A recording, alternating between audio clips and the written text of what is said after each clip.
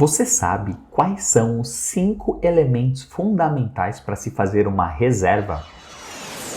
Meu nome é William Azzolini, eu sou fundador do blog Erinsp e se você está aqui é porque assim como eu, você acredita que pode se desenvolver ou então começar uma carreira do absoluto zero em uma companhia aérea, uma agência de viagens ou em qualquer empresa que trabalhe diretamente com a indústria de viagens aéreas. Se você se interessa por esse assunto, se inscreva nesse canal agora, porque semanalmente eu produzo vídeos, artigos, podcasts e posts no Instagram que vão fazer total diferença na sua carreira. E no vídeo de hoje eu vou falar sobre reserva, sobre os 5 principais elementos para se fazer uma reserva. Se você já é inscrito nesse canal, se você me acompanha há algum tempo, você já viu eu falar sobre assentos, você já viu eu falar sobre comida, você já viu eu falar sobre transporte de animais, serviços especiais. Eu já falei sobre vários e vários assuntos aqui que se correlacionam com a reserva. Para existir todos esses serviços, esse serviço ele precisa ser solicitado dentro de uma reserva. E é exatamente o que eu vou falar aqui hoje, quais são os 5 elementos fundamentais para se fazer uma reserva. Não vou entrar nos detalhes aqui, até porque existem vários tipos de GDS. Eu já gravei um vídeo sobre GDS, vou deixar o link aqui acima.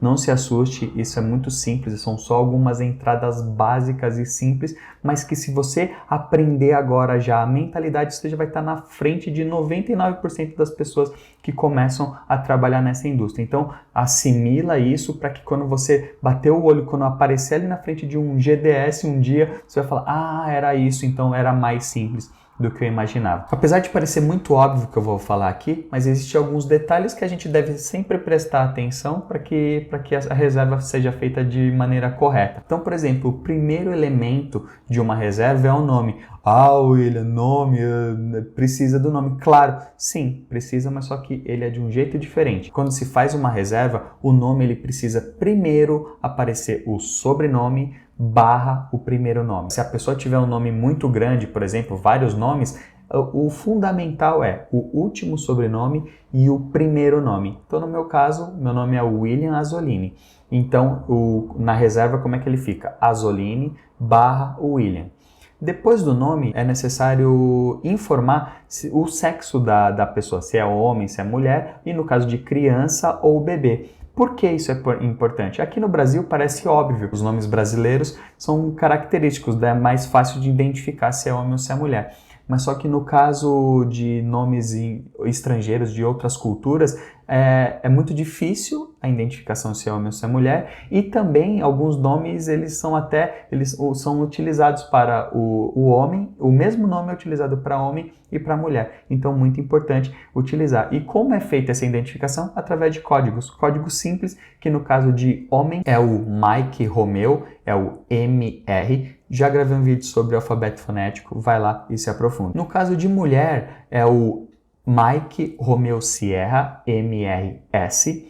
E no caso de criança, de 2 anos completos até 12 anos, é muito comum utilizar o código CHD, Charlie Hotel Delta, que é o código de Child, em inglês, de criança em inglês, ou então se quiser colocar se a criança é menino ou menina, no caso de menina é MISS, de Miss, de Mike, Índia, Sierra, Sierra, ou então, no caso de menino, é o MSTR, Mike, Sierra, Tango, Romeo, que é uma criança, é um menino. E no caso do bebê, de 0 até 2 anos incompletos, o código pode ser identificado como infant ou com o código INF, India November Fox, que significa que é um infant, que é um bebê. O segundo elemento de uma reserva é a rota. De novo, óbvio, né? Claro, precisa da rota. Mas só que na reserva, quando você olha uma reserva, ele aparece de uma maneira diferente. Ele aparece como sempre ponto a ponto. E quando eu falo ponto a ponto, ele vai estipular todos os voos. Então, se o passageiro ele vai, por exemplo, para Cancún, mas ele vai fazer via o quê? Ele vai fazer via Miami, por exemplo? Então, tá bom. Ele vai aparecer lá São Paulo, Miami, ele vai aparecer os códigos, que eu já gravei vídeo sobre código também, vou deixar o link aqui acima.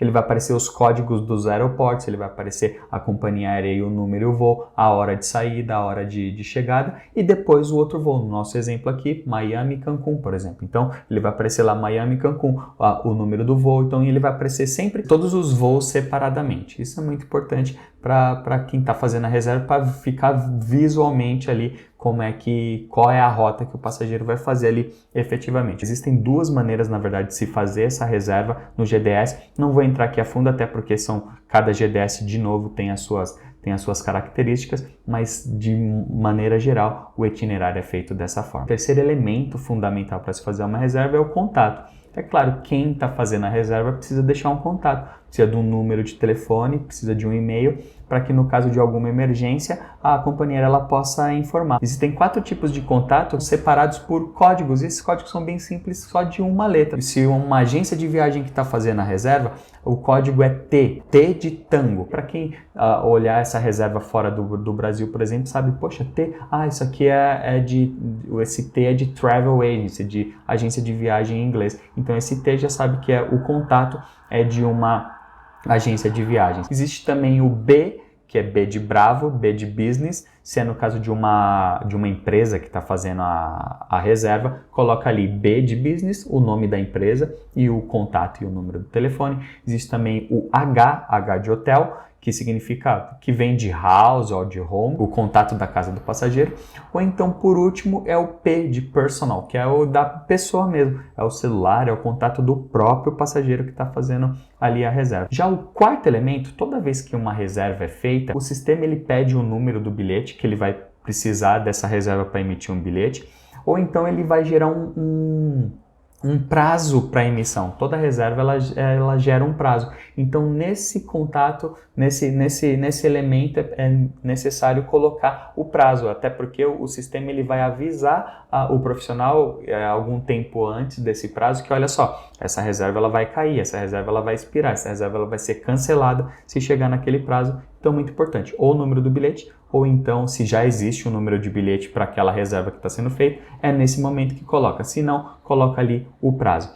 E por último, está o nome da pessoa que está fazendo ali a reserva efetivamente. E ali dá um comando, que é um comando também muito simples, e ele já gera ali a reserva, já gera ali o localizador da reserva. Essa reserva, em inglês, é chamada de PNR, de PNR, Papa November Romeo, que significa Passenger Name Record. Muito comum, inclusive, dentro da nossa indústria, falar qual que é o PNR, qual que é o PNR, mas ninguém sabe o que isso significa. Então é Passenger Name Record, é também abreviado como LOC, me passa o LOC, qual que é o localizador? Então esse é o localizador. Importante falar aqui também e também informar o passageiro que é gerado 2 localizadores.